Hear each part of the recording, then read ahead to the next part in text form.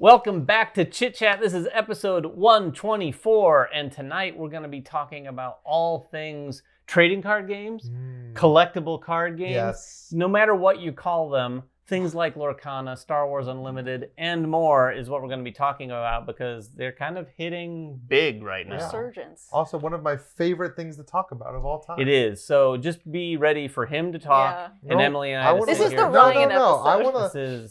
I want to hear what other people have to say, because for me, I started playing CCGs with Magic the Gathering, which is I don't think this is even up for dispute. Like the first real CCG that came out, it was like 1993. This game came out, and I played it a couple years after it had started. But that kind of like the success of Magic spawned this huge. It was a phenomenon that everyone chased of CCGs, and I was there for a lot, and I was grabbing I played any property that like looked good to me. I played just because I wanted to see what it was like. But Magic is the one I stuck with.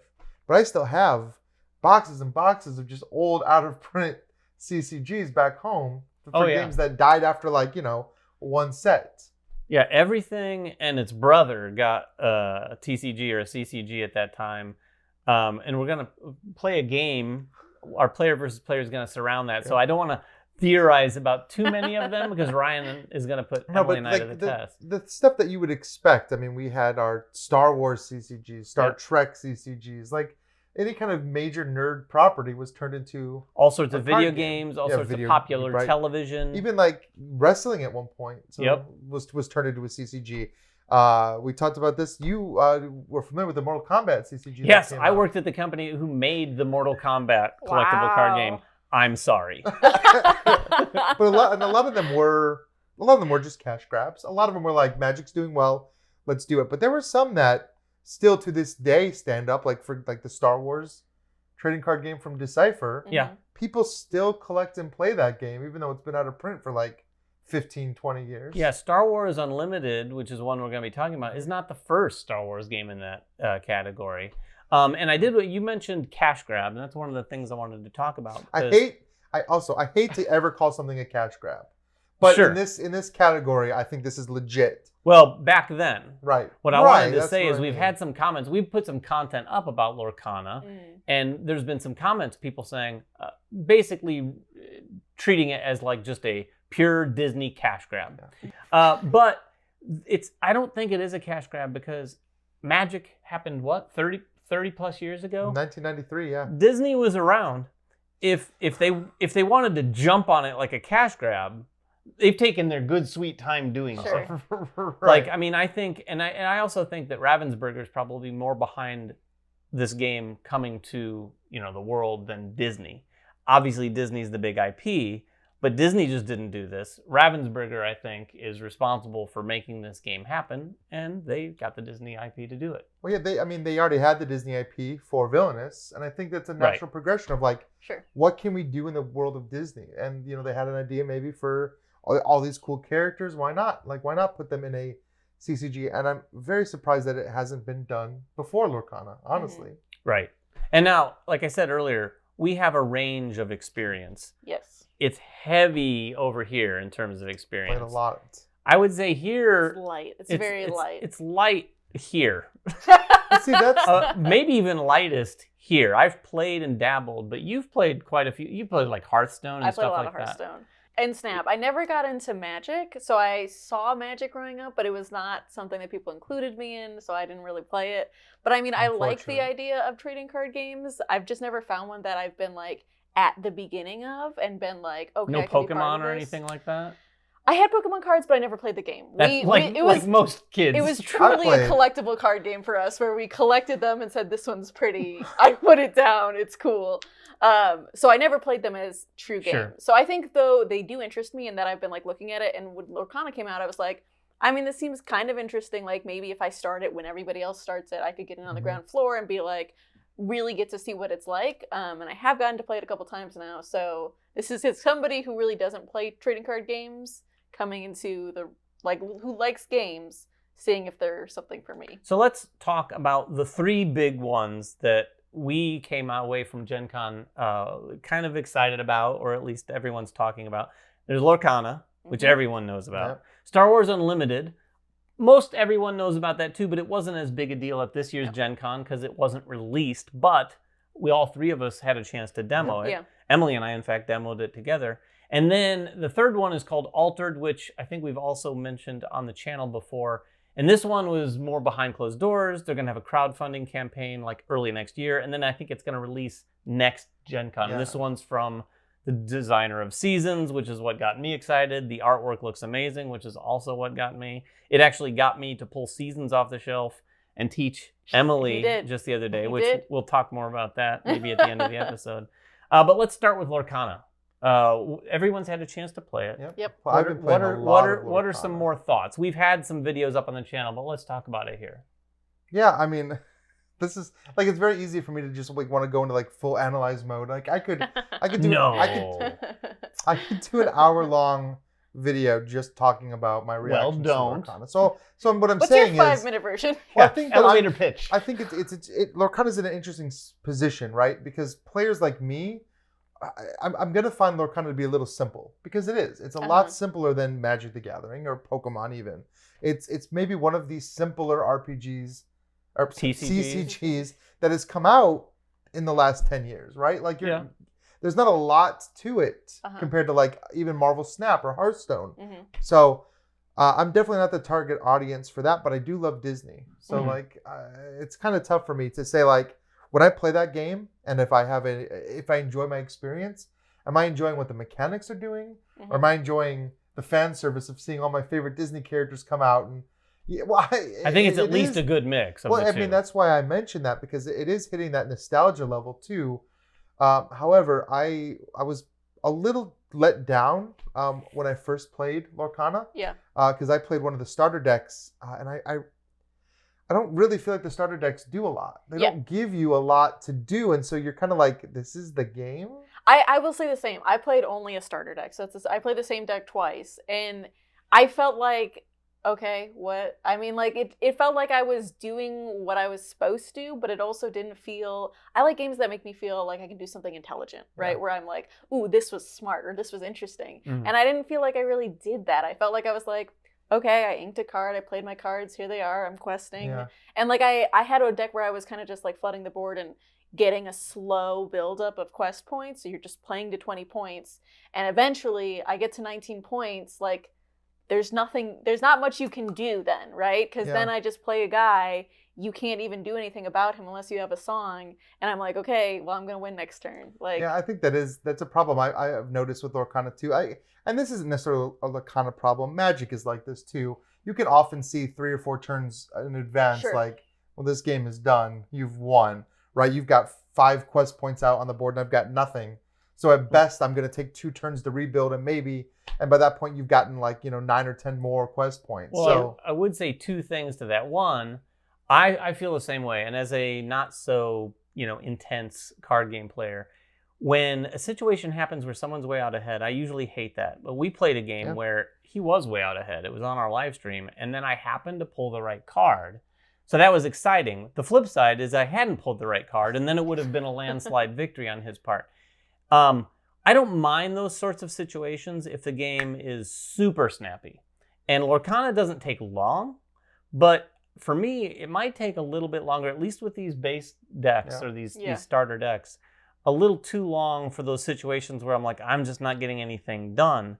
And I think you mentioned the decision space. I feel like the decision space exists more in the deck building than and this is the case with most of these games. I understand that. I was gonna kind of expand upon that. Yeah, but I don't like deck building. Like, I like just playing a game. Give me a deck and let me play.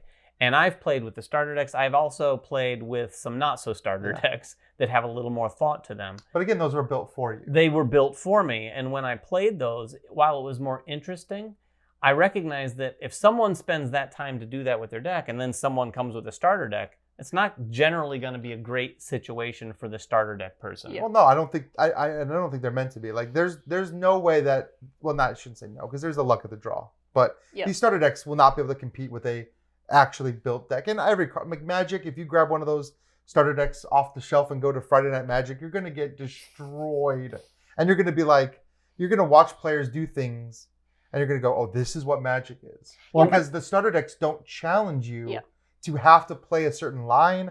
They don't challenge you to have to make smart decisions because you don't know the game enough yet. They're just giving you like, here's a big guy that can do a lot of damage, or he has a high strength in Lorcana. Sorry. Yeah, I was going to say the same thing, where it's like, I wanted to see more of that, honestly. And I wanted to see more of like, what is the interesting stuff that you can do here in the deck crafting that gets my head whirling, and I'm like, oh, maybe I do want to do some deck crafting now because I've seen something cool happen. And the starter decks for me didn't really... Well, and also I agree with what David was saying. It felt a little long from where it got to, mainly because, and we've talked about this before, you get to a point in it where you're often top decking. And I felt like that happened so fast for me. Even when I was like, okay, I know it can be a problem if I ink too much. So I tried not... One of the games I only inked 4 times. And my opponent... Some decks can do that. And my opponent gave me 2 more inks with the cards he played. But it was like, I only did that 4 times and I still ended up top decking. And I was like, how is this happening? And it just doesn't feel as fun. When you feel like... It doesn't feel like it's your decision anymore. When you're like, well, I picked this card. I guess I'm going to play this card. Well, and again, that is the starter deck problem. Because, I mean, I've been playing a lot of Lorcana.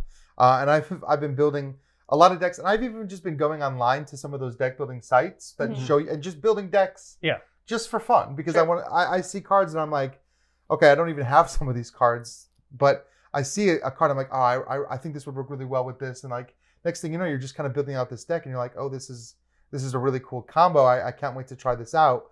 And there's a lot of it that goes into that. When you're building a deck yourself, even when you're playing somebody else's deck, it's not the same because you know what your victory conditions are. You know the value of a card in your hand, and like, I shouldn't ink this card because this is the card that's going to like linchpin my deck. Yeah. It's critical, and you don't necessarily know that even if you're playing somebody else's deck that they built for you. And like you were talking about what we call mana curve in Magic, like that ink curve, I guess. Like, can this deck run on 4 ink? Yeah. You know, do I have other ways? What color am I playing? Some of the colors have ways to add ink. And I just... your pool, right? So... I just want to say, this is why I don't want to get into the game. Like, literally, I want a game that's going to, here's a deck, let's play. We're competitive. I don't have to worry about any of that. And I think the last thing I want to say about Lorcana is the interesting space that it is in for wanting to be an accessible game for new players, and kind of still maybe necessitating you to not be a newbie type player. You kind of have to get into it to really enjoy it, because I think some brand new players are going to sit down, and as soon as they start doing something like top decking, which is going to happen guaranteed if you're using a starter deck, if you play 3 games, one of those games you're going to be pulling a card off the top and playing it or doing something with it. And I think a lot of people new to the whole concept of these games is going to go, did I do something wrong? This feels weird. I'm just pulling a card and going, okay. There really is no trading card game that doesn't run into that. Like, I mean... Well, I will say... But does it do it consistently? Because I feel like it was consistently happening. Like, Magic, you can very easily get into a point in Magic within like 3 or 4 turns. Also where you're like, not accessible. All right, let's hope. Sure. Right, but Lorcana, it is in a weird spot where... Exactly. And that's why I think Star Wars Unlimited and Altered, they have one thing in common that they don't have with Lorcana, and that is that when you're drawing cards at the beginning of your turn, you're drawing 2. Sure. And it makes such a gigantic difference, because you can draw 2, and you can always still, all 3 of these, you can take any of your cards, and at the beginning of your turn, turn them into whatever, ink, mana. Not ink, mana, whatever they call it. Yeah, not whatever all. they call it in Not Star all. Wars. I forget resources. Resources. But you generally have the ability to draw 2 in these other 2 games, and put one of those into your resource pool, but you're always netting another card. Yeah. So you could maybe draw 2 cards and not do that. Now you have more cards in your hand. So it's not just ever turning into a top deck situation. No, but you're still... It's not you still are. You're still just top decking 2 cards and hoping one of them is the solution. When you have 3 cards at least in your hand, you feel like you're making a decision. Yeah. As opposed to when you have 1 card, you're like, I'm not making a decision. I'm basically like... A computer program could be playing this for me, because it's literally just take a card. Do I have enough ink? Play it. Okay, that's it. Yeah, or turn it into ink. And now I want to talk about some of the differences between Star Wars and Altered. We know less about Altered, although I did have a chance lot of differences to play between those. There is, but there's some very key similarities. In both of these games, you're playing cards to a left and a right area. Yeah. In Star Wars, it's your space units and your ground units. Mm-hmm. And the ground units can interact with the ground units or your base. and the space units do the same thing. But again, Star Wars is another one of those games where it's like you have X number of points. I'm trying to take your base down from 30 to 0. Yeah. Altered has the same sort of things, although the win condition is you're trying to move these 2 tokens towards each other on this track, and you're actually exploring that track as you go. So you don't necessarily know initially all the different win conditions as you're moving, but you're trying to get those 2 pieces to meet, and you're playing over here to move 1 piece, over here to move another. The thing that Altered does that I think addresses some of that top decking situation is there's also something they have called the memory. When you've played cards, unless the cards or some other ability allows them to stay in play, they go into your memory. Sure. So everything's very temporary and Altered. And in your memory, you can put as many cards in there as you want, but at the end of your turn, you can only keep 2 of the cards in your memory in there. I see. But on your turn, you're not only playing cards from your hand, you can also play them from memory. Interesting. And all the cards have 2 costs. 1 to play from your hand, and 1 to play from your memory. And some of those costs might be more from your memory, some might be less from your memory. So you might want to just get a card in your memory and then really play it. And then there's even abilities that you can trigger only when a card is in your memory. So it's like, if this is in your memory and you do this. Otherwise, you can't even do it. So there's this sort of like triangular cycle of play from the play areas, which are 2, to your memory, over to your discard pile, which really made it interesting on top of having that unique win condition that didn't feel, you're journeying your hero to its companion. That, like, thematically what you're doing, instead of kill, destroy. Yeah, exactly. I mean, Altered is also in an interesting situation, like position too. Like almost the exact opposite of Lorcana. Like, how so? Well, Lorcana has appeal to a wide audience, and Star Wars does as well. Yeah. And it's also a very easy game. Lorcana is so easy. Yeah. Altered is gonna have to find a way to make to get that audience. Unless they really just want to only appeal to hardcore CCG players. I don't know, if Altered will be one that will eventually see in Target and Walmart. Yeah, and I have to say I'm a little biased because I'm personally very excited about Altered. Well, yeah, and you're a big fan of the designer. I'm a big fan of the designer. It's probably going to be really cool. Artwork is amazing because it looks like sort of like Riot-inspired artwork, which is in fact one of the things they cited as their inspiration. But that bias aside, some of the things going on there, the way they've pulled the theme together to support what you're doing really helps the accessibility, even though it's a more complicated game. Like, I played it with Alicia. Alicia went to demo with me. Yeah. And it almost feels board gamified because you have that track and you actually have these pieces and there's a little bit more interaction. And what it ended up doing, it felt like what we've talked about in terms of the decision space in Lorcana, felt like there's so much more decision space here because you're like, I could play this. I have this much to resources. Oh, I could play this one from memory. Alicia was playing cards that would taking cards out of my memory, so I couldn't trigger those memory abilities that I really wanted to trigger. She had this game also has cards that aren't in your deck. Like, you're playing a certain deck, you have these token cards that can kind of come in, which kind of represents the kind of thing you've only seen in electronic card games, where I play this card and it creates 4 cards next to it.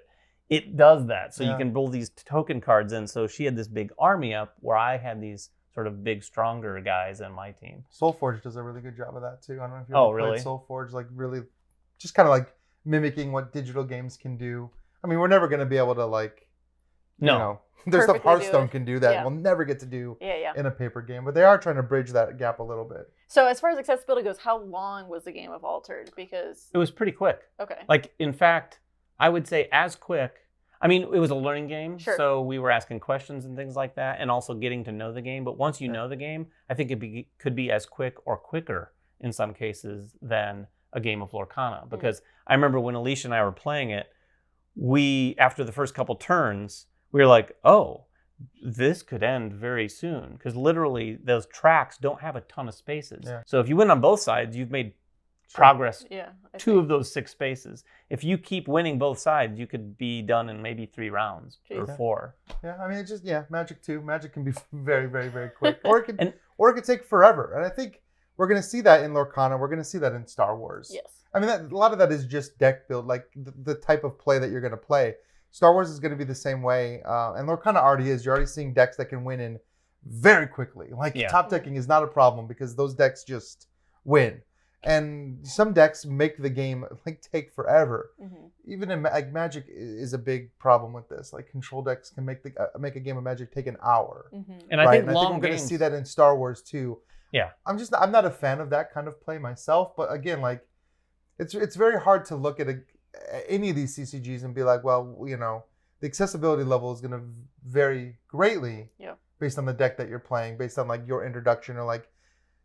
Ultra definitely feels like it's more targeted towards experienced board gamers, which I think is going to give it a big leg up in like those circles.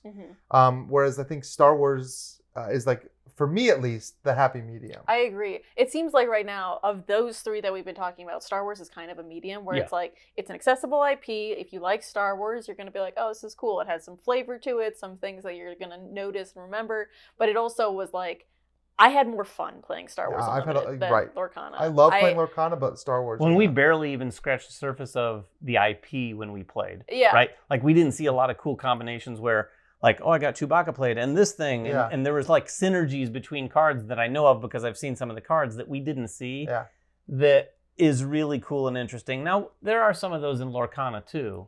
But I mean, Star Wars also had like your main character card too that you could play, and I think that was what was different and was cool and interesting was that you got to this big moment in Star Wars where you were like, I'm playing out my character card now, and this is a big cool turn. Like Luke Skywalker comes out of the battlefield with his lightsaber ready. And also just like choosing your character card at the beginning of the game, or like when you're building your deck.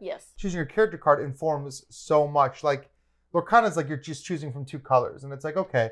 There's a lot of synergies that you can find in those two colors, sure. A lot like Magic, but Star Wars, you can literally use any cards. You can put any cards in any deck. Yeah, that is cool. But you're paying more for certain cards if they don't match your faction. So you can still play into some like very unique deck building concepts in Star Wars, but your character is always going to guide your deck because they want to do a specific thing. And so you're trying to support that character. So instantly when you sit down in Lorcana, it's like, okay, I'm trying to like get lore, but like I don't like. Sure, I'm just gonna play characters and we're gonna do things. But Star Wars is like no, like here's a guidepost right from the beginning of like play like this, do this, and you might win, right? Yeah, and that helps. And you know, what you've gathered probably by now, these games bring a little bit of something different from all different directions.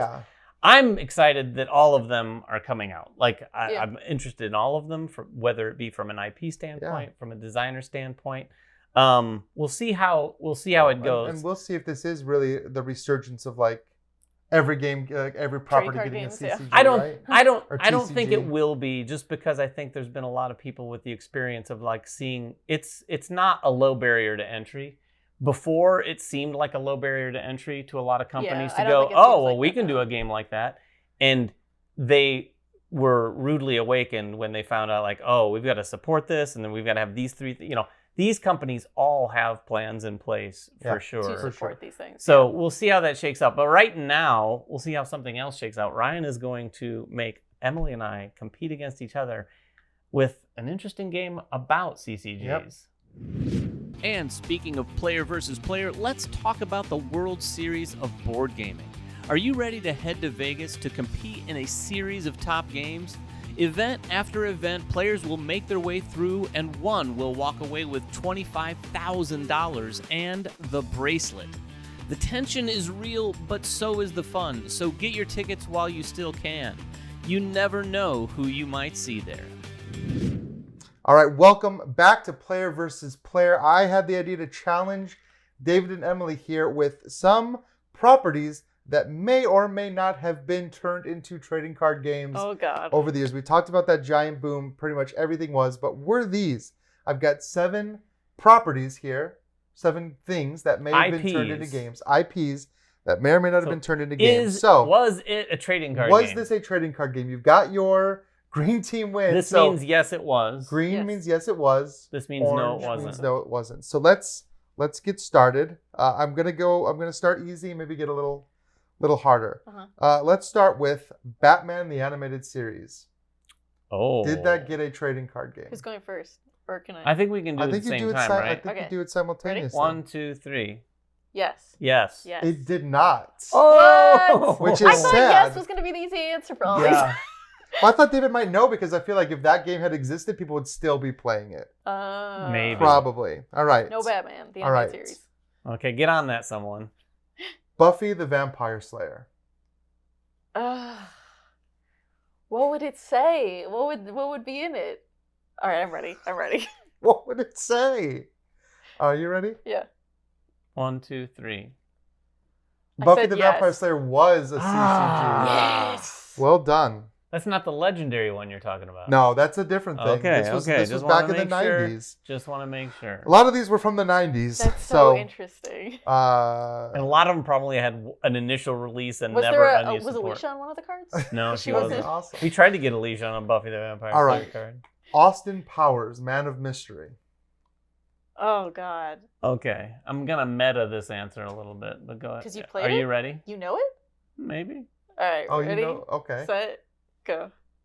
Oh, I said no. I said Well, yes. David was right. Have you actually played this one? No, but the fact that you added Man of Mystery, I'm guessing- Well, I didn't know if there was a see. mix I'm of I both. using, see. I'm using a Yeah, little of my yeah. SAT knowledge. You gotta start adding in All right, all subtitles right. for the fake ones too. All right. Well, no, that's what the movie was called. It felt, I know, That but was- it felt a little too specific. All right. All right.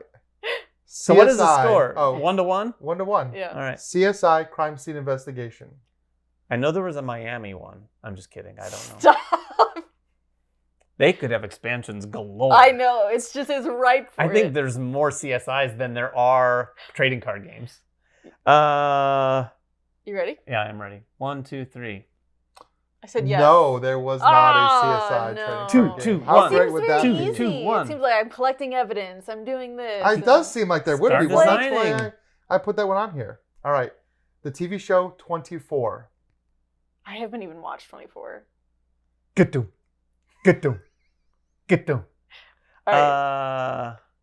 That has nothing to do with 24, by the way. It's just a weird thing that I do.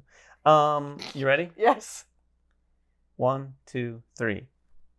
We both put yes. And it was. All right. I have no idea what that would be like. I've never played it. I'll bet there's a time limit. All right. It's 24 hours? I hope there's a All right. time limit. It'd be lame if there wasn't Here's, a time element. here's the last one. I think 3 this to was 2, 7. right? Yeah. This is the last one? This is, I think, yeah, this is the last one. This is Okay. 7. The TV show Supernatural. If Buffy was one. I really thought there was going to... What do you mean Buffy's way bigger than Supernatural? Really? You Way think that's bigger? True? I think Buffy's a bigger... Yes, I think Buffy's bigger than Supernatural. Supernatural has a hardcore following, but Buffy has a more mainstream following. Well, hardcore following sounds like it's right for the Okay. cash grab. Ready? Yeah. 1, Yep. 2, 3. There Yes. was not. Oh, Yes! I come wish that on. I would have played it if it had existed. There has been Supernatural games, Sure. but there was never a Supernatural trading So, card 4 to game. 2. Until now. 4 to 2. Until now. And that's what I've got. I can do one more. I have one more bonus if you want. Let's do a bonus. Let's All do right. a bonus. This is for all or All right. nothing. Oh, wait. Yeah. Said the person behind. This Did one, it too, this Ryan? one, Scooby-Doo. Just Scooby-Doo? No Scooby-Doo. subtitle? Just the Scooby-Doo. property The was Adventures of was Scooby-Doo. was the property of Scooby-Doo I want to and be Shaggy too. I want to be that pedantic. No, actually, but Scrappy-Doo got his own. No. Scooby-Doo. Was there a I might CCG? protest this if Scrappy-Doo's involved at all. All right. I forgot about your Scrappy-Doo feelings. I have strong Scrappy-Doo Forgot feelings. about that. But I want to have a Scooby-Doo shirt that says I have strong Scrappy-Doo feelings. was Scooby-Doo a trading card game or not? All right, ready? 1, 2, 3. Said no. I said yes. It was. Dang it! I thought Man, this was David's you really channeling David us. really pulled ahead I out thought here. this was going to be the trick question because I was like, of course there was. But And I'll I thought say no. you thought this might be the trick question. Another There was investigating a- one. You can come up with one system that works both for Scooby-Doo CSI? and CSI. It did That's not what we're work. doing. It didn't last for very long. But I tried to pick ones I was like, CSI seems like a layup. I'm so surprised that has not happened. You just know, though, the CSI one wouldn't have used artwork. It would have been like stills from the show.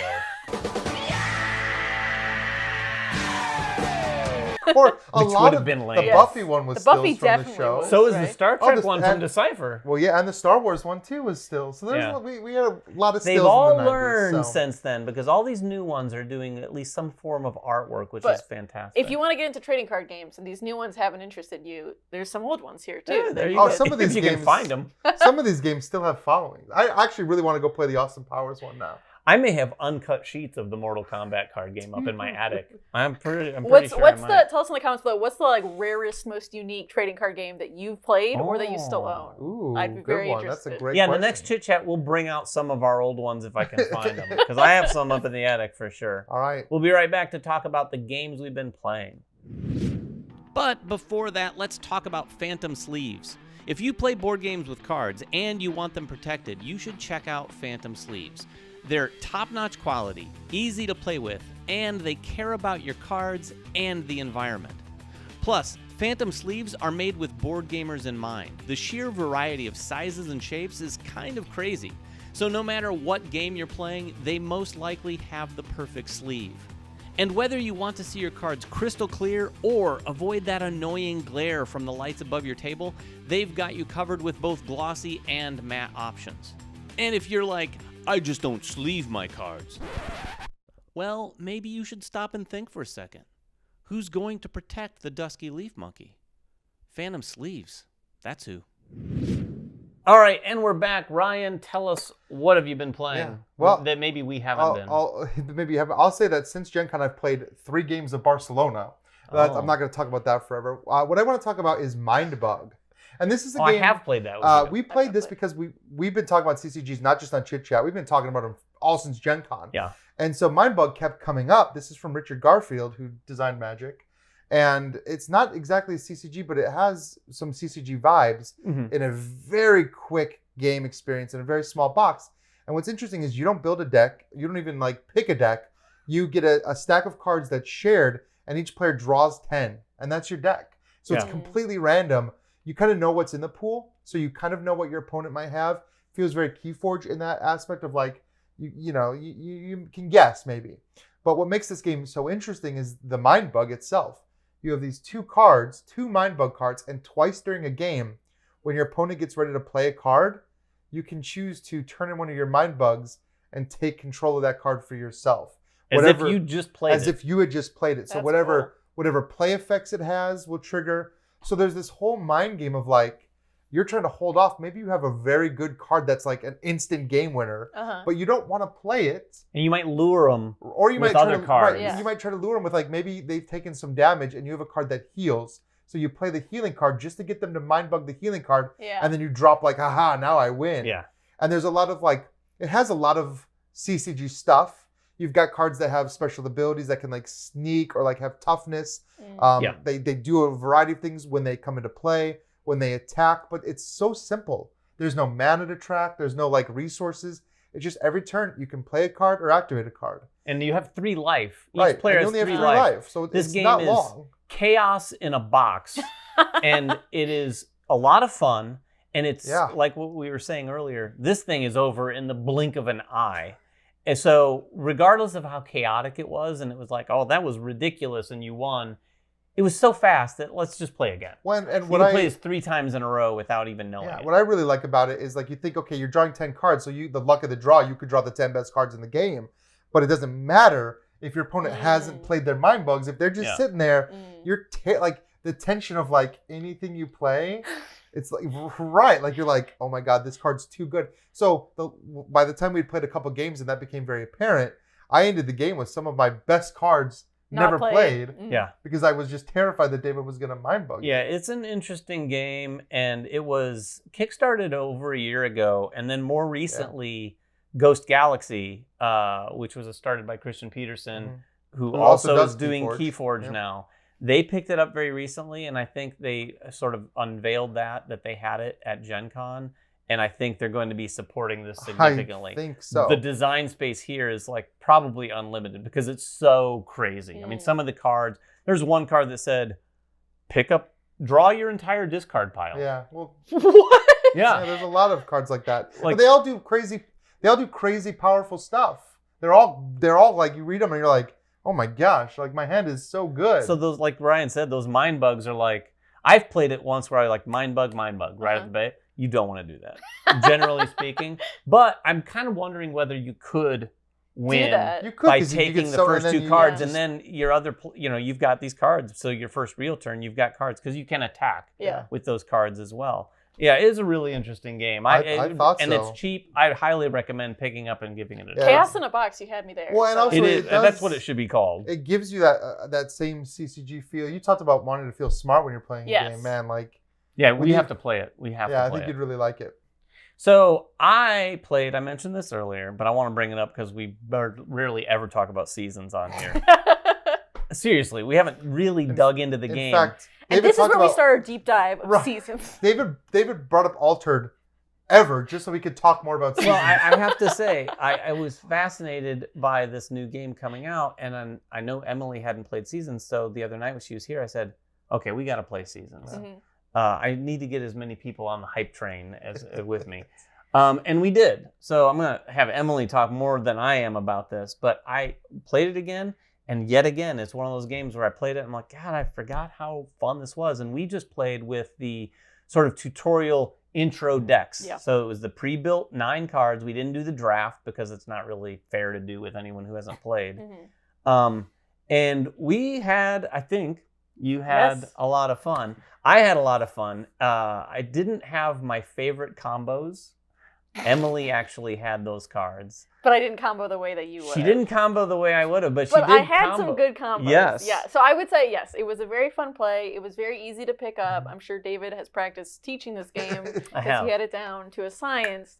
But it is a very accessible game, right? Like it's pretty easy what you're doing. You're just drafting a dice, and then you're getting to play these cards out of your hand into a tableau. But what I thought was really fun was that decision space and how I wanted to combo things. Because even just on a first play, I could see things where I was like, oh, I could have comboed this with that one instead, and this would have done a really cool thing. Or I could have comboed it with this one, and that would have done a really cool thing. So there were like multiple different ways I could have played even that starting deck. And I really liked the way I did because I built up to, I knew in my like last few turns I was going to have this huge like 40-point swing. And so I was like well behind David for most of the game. I think David was a little like, come on, Emily, you've scored 6 points all game. I mean, I knew you'd come back. I did not know she would come back like she did with one action where she had this nice connection of cards where she played this thing to do a thing, and whenever she did that thing, she had this other card that said she got this thing, and it turned into a 1 card played, 40 points, which is pretty significant. I mean, that's the great thing about that game. It is, and she was building all sorts of really. There was a point early on where she's like, I literally "Am was I like, doing this right? I'm not cheating, right? Like I can." And you were like, "Yep, that's how the game is played." And I was like, "Okay, I mean, this is really fun, but it feels broken." Yeah, and all these cards. Those are my favorite things in games. They well, and trigger that's what I off said one afterwards. another. Afterwards, I asked you, I was like, "This seems like the kind of game Ryan would I love love because he Seasons. loves games where there's like almost broken combinations, That's- but they're also broken. It's that just it's hard to get it equal. out. It's just like It's also a little random, I think, at it times is for very- you. Well, the draft helps. The draft helps, but sometimes you can, Oh yeah. when you It draw a is very card in that random. game, and you're not really drawing a lot of cards in the game, but No. when you do, you might draw But I a great love- card for you. Yeah. You might draw a card that you're like, oh, I don't want this card. I need to get I rid of it. love Seasons, and we played it a lot. Like I don't remember, it came out like 10 years ago almost. 2012. 20. Okay, Yeah, so that I mean that 11 was years close. Played it a lot when it first came out, and then just some games fall by the wayside, Sure. and you're like, you should probably get that out again. No, it is. And I recommend if you haven't played it 2 players. It plays fine at other player counts, but it really feels great and Yeah. it sings as a 2-player game. And also, whoever has the rights still, I assume it's Asmodee, do a big deluxe version of Seasons I'd with love everything. yeah. A big box edition at the very least with really nice components and everything. Get it back to the table. It's time. It's Or time. if you don't need deluxe, like an Emily, it's also on BGA. So play with That's your friends true. today. That's It's true, got it a is on great BGA. implementation Yep. there too, because all the stuff that you have to like track and remember, it does it all for you. I also played a card game, not a collectible card game or a deck builder at all. It was Aurum, which is a Pandasaurus game that was pretty hot at Gen Con. So they sold Trick out taker, of it. right? Trick-taking game. Yeah. They sold out of it the first day, and when I went on Saturday, and they were down to like 3 copies when I demoed it, and I was like, do I pick it up and buy it before I demo it in Yeah. case they run out, or do I demo and then buy? And I was trying not to buy almost anything at Gen Con. This was my one thing that I bought at Gen Con. okay. I know. Very pretty good. impressive. Other than art, I bought quite a bit of art. And these other things. But it's not games. It's not even games. It doesn't count. Aurum, though, was interesting. It's a trick-taking game where you're trying to play different colors, so different suits, right? So there are 5 suits, and when a card is played, for you to go next, you have to play a color that hasn't been played yet. So not following suit. Not following. You're specifically playing off suit. Reminds me of another game we played recently. It does. It does. Enemy and Enemy. Not maybe as good as Aurum. It was not. Enemy and Enemy was like Aurum light. Aurum was cool because it also, you had reasons why you wanted to take a trick, right, with your highest card, but also the lowest card in the trick got gold cards from the middle, which are essentially points. Interesting. So you, as you're playing on teams with a person across from you, and you're betting how many tricks you think you're going to win. I do like that. If you bet correctly, you get twice that many points. So if we think we're going to take 5 tricks, we take exactly 5, we get 10 points. Cool. If we go over, we get 5 points. If we go under, we get no points. It's teams? It's teams. Oh. So it's a 4-person game like euchre. You're playing in teams. There's a lot of thinking, though, that comes into it about, like, when do I want to win the trick versus when do I want to get points from taking the lowest? When do I want to say, like, okay, I hope we need to end now. We need to stop playing because we're exactly at how many tricks we have. We need to just stop the game here. And you can get to that point pretty easily because if you're ever at a point where it's your turn and you can't play something or don't want to play something from your points cards, then you can end it there. You can just say, like, that's it. Like, the only other card, I would have to play a red here and I don't have any reds, so that's it. We're going to be done now. And in our demo, we came to that point very early. And I was kind of like, we can really just end it like that? He's like, you can. And I was like, well, we're not winning in points, so we may as well. And he's like, you're not. But if you keep going, I've seen people like get huge comebacks from this. So we did end up playing it out. Interesting. We didn't end up winning. But so it would have been better for us to end early. But it was a huge swing in the points. And so afterwards I did pick up a copy and I was glad I demoed it first. Nice. They still had one. Yeah, we'll have to play that. Well, we had a sometime. 4th friend. Yeah. If only Jeremy lived down here, not in Milwaukee. Maybe next time Nelson comes in. Yeah. But it was very interesting. There's a lot of thinking that went on with it, and it was like for people who like my sister really loves euchre. I was like, I think she's gonna really enjoy playing this game, and this could become like a family favorite. That's awesome. Cool. Where It's it's nice just like a to layer see above. More trick-taking games. It feels like trick-taking games have been I pretty well supported the last couple I picked of up years. an awesome trick-taking game at Gen Con, whose name I can't remember. So I'll talk about it next week. But it's Talk awesome. about it next time. Yeah, we will talk about it next time. That is it, though, for episode 124 of Chit Chat. Thanks for joining us. Until next time, of course, make sure everyone has fun at the table, and we'll see you then.